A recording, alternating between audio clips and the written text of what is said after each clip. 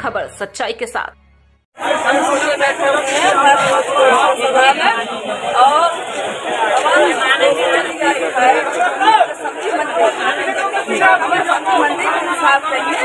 और हमें सब्जी मंडी चाहिए। आपको डरने की जरूरत नहीं है, हमें डरने और सरकार आपके साथ है, सब आपके साथ है, किसी के अधिकारों का हमें नहीं होगा।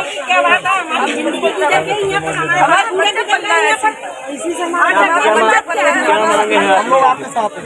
आप धरने पे बैठे क्या मांगे?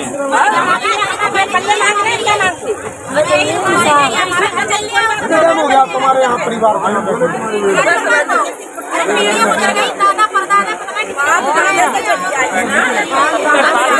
क्या कर रहे हैं फालतू? हम मीडिया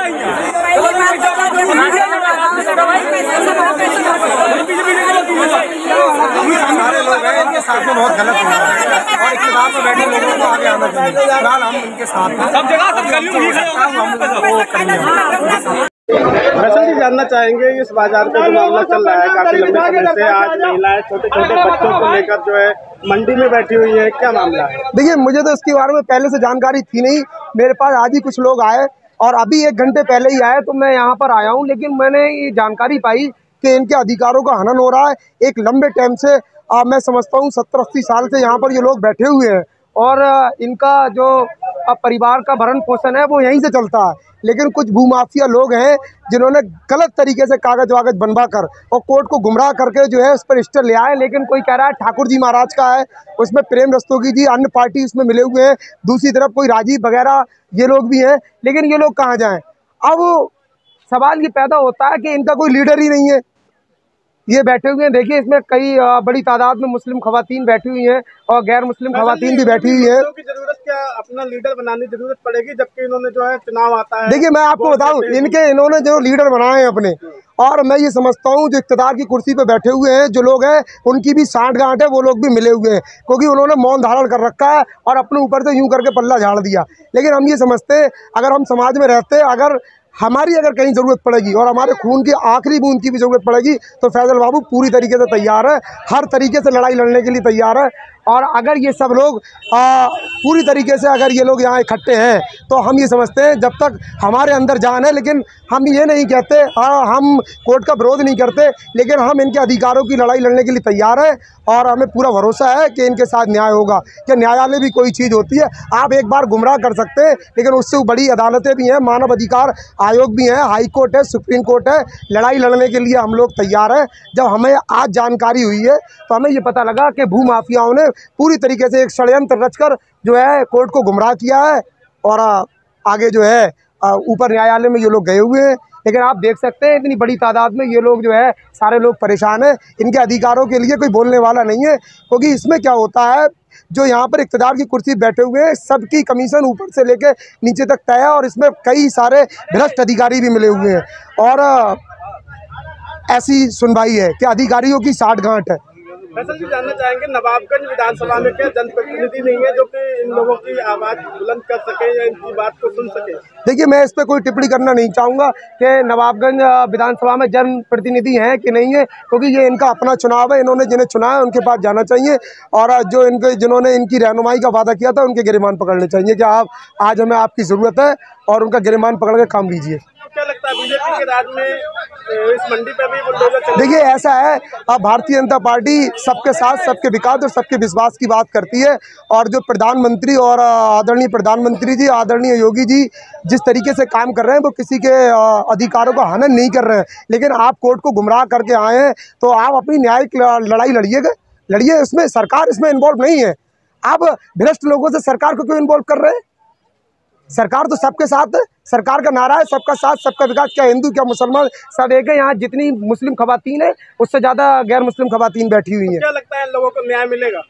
हाँ, मुझे तो न्यायालयों पे भरोसा है, न्याय मिलना चाहिए। लेकिन हम लोग, हमारा काम है लड़ाई लड़ने का, और न्याय करने का न्यायालय का काम है। हम लड़ाई लड़ सकते हैं। अभी हमने पेपर नहीं देखे, और जिस तरीके से इन्होंने सिर्फ हमें जो मुँह ज़बानी बताया, उस तरीके से ये पता लगा कि भूमाफियाओं ने इस पर जो है गलत तरीके से, और हमें अब जब हम पेपर देखेंगे इसके बाद बताएंगे आगे की कार्रवाई क्या करना। मंडी का बिल्कुल काफी समय से चल रहा है। आज आक्रोशित होकर ये मंडी के लोग जो हैं अपनी महिलाओं को लेकर, छोटे छोटे मासूम बच्चों को लेकर यहाँ पे बैठे हुए हैं। तो क्या मामला है?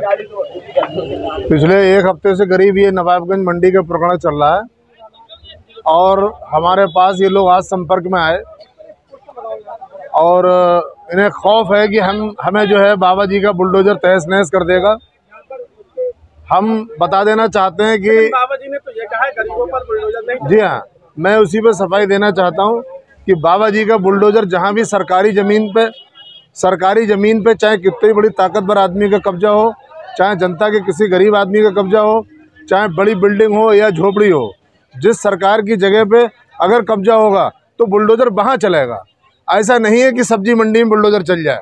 अगर बुलडोजर चलता है यहाँ पर तो इसमें प्रशासन की मिलीभगत होगी और अगर बुलडोजर यहाँ चलता है तो इसमें आदरणीय योगी साहब तक हमारी बात है। सरकार है, आज वो निर्वाचित मुख्यमंत्री हैं, हमारे सबके मुख्यमंत्री हैं और अपनी पीड़ा हम वहाँ लेके पहुँच सकते हैं। कुछ लोगों का कहना है उन्होंने ये जगह खरीदी है, लोगों को खाली करना चाहिए। नहीं, जिन्होंने अगर खरीदी है तो उन्हें पता है कि ये तमाम सैकड़ों परिवार, इसमें हिंदू मुस्लिम की बात नहीं, तमाम महिलाएं और उनके बच्चे बैठे हैं, उसमें हिंदू भाइयों से भी हैं, हमारी हिंदू बहनें भी बैठी हैं, उनके बच्चे हैं, मुसलमान बहन भाई भी सब हमारे बैठे हुए हैं, तमाम सभी परिवार के लोग यहाँ बैठे हैं। तो इसमें तो पहले से पता होना चाहिए कि सैकड़ों परिवार जहाँ बसे हुए हैं, तुम सैकड़ों को उजाड़ कर अगर 10 लोग अपना पेट भरना चाहते हो तो ये बहुत बड़ा अन्याय है। क्या नवाबगंज विधानसभा में जनप्रतिनिधि नहीं है? नवाबगंज विधानसभा में जनप्रतिनिधि हैं। अभी विधानसभा चुनाव में 1,01,000 इन्हीं लोगों ने वोट दिया, हमारी पार्टी के प्रत्याशी को दिया। और अभी हमें सुनने में आया कि भाई हमने फ़ोन किया और हमने अपनी वहाँ पीड़ा बताई। तो मैं ये कहना चाहूँगा कि हमने समाजवादी पार्टी के प्रत्याशी को 1,01,000 वोट दिया, जिसमें 100% मुस्लिम वोट था। इन सारे मुसलमान और हिंदू भाइयों की आज जो पीड़ा है, उस पीड़ा के लिए इन लोगों को आदरणीय भगवत शरण जी के पास जाना चाहिए। नवाबगंज में मौजूदा चेयरमैन जो 30 बरस से यहाँ चेयरमैनी राजनीति कर रहे हैं, आज अगर उन पर कोई दिक्कत खड़ी होती है, उन पर कोई मुकदमे लगते हैं, अगर वो कहीं इन्वॉल्व होते हैं तो भारतीय जनता पार्टी के बड़े नेताओं के पास जाकर शरण लेते हैं, नहीं लेते हैं, अपनी शरण कहाँ बनाते हैं। आज भारतीय जनता पार्टी बुरी नहीं है उनके लिए। अगर जिनके वोटों से तुम चेयरमैन बनने हो तो तुम्हारा फर्ज बनता है कि आज इन लोगों के बीच आओ और इनकी मदद करो। इस तरह से लगातार मंडी का मामला उछल रहा है, तो क्या भगवत जी को यहाँ पर नहीं आना चाहिए, वार्ता नहीं करना चाहिए? नहीं, मैं तो इन लोगों को बताऊंगा कि गलती तो आज की तारीख में इन लोगों की है, क्योंकि मैंने इनसे जब सुबह पूछा तो इन्होंने बताया कि भाई भगवत जी से फ़ोन से बात करिए। तो वो एक मतलब जनप्रतिनिधि रहे हैं, 5 बार यहाँ के विधायक रहे हैं और अधिकतर हमारे नवाबगंज नगर के मुस्लिम वोटों पर नवाबगंज विधानसभा में समाजवादी मुस्लिम वोटों से वो विधायक चुनते चले आ रहे हैं। अब मैं तो इन लोगों से ही शिकायत रखूंगा कि इन्हें 2-4 गाड़ी भर के भगवत जी के घर पे जाना चाहिए था। इस तरह से नगर पालिका का चुनाव भी करीब है और चेयरमैन को इस पर ध्यान देना चाहिए। हाँ, ये बात सही है, चुनावी दौर चल रहा है। नवाबगंज का चुनाव नवंबर में, नवाबगंज नगर पालिका का चुनाव होना चाहिए और कुछ लोगों को इन चीज़ों से कोई मतलब नहीं, कौन मर रहा है, कौन मिट रहा है, कौन भूखा है, कौन प्यासा है। उन्होंने अपना ग्लैमर दिखाया, अपना ग्लैमर दिखा के राजनीति करने वाले लोग बहुत जल्दी अंत हो जाता है। ऐसे लोगों का अब ग्लैमर नहीं चलेगा, ये अंत है। A1 न्यूज़ इंडिया, हर खबर सच्चाई के साथ।